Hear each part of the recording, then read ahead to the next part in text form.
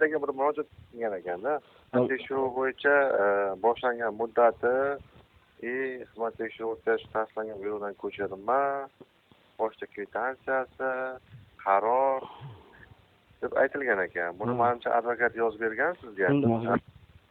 Xizmat tekshiruvi to'g'ri, mehnat kodeksi bo'yicha o'sha siz aytganda birinchi xizmat tekshiruvi boshlanishidan oldin rahbar qarori byuroga chiqadi, komissiya tuziladi. Reja tuziladi. Lekin bizda ichki ishlar organlarida xizmat tekshiruvlarimiz 74-75-sonli qo'shma qarori bor. Prokuratura bilan ana shu qo'shma qaror asosida ishlab chiqiladi. U yerda hech qanaqa misol xizmat tekshiruv boshlanishiga buyruq chiqarilishi, qaror chiqarilishi, komissiya tuzilishi to'g'risida yerda fikr bildirilmagan. Buni bir advokatga, advokat to'g'ri gражданский odam bo'lishi mumkin.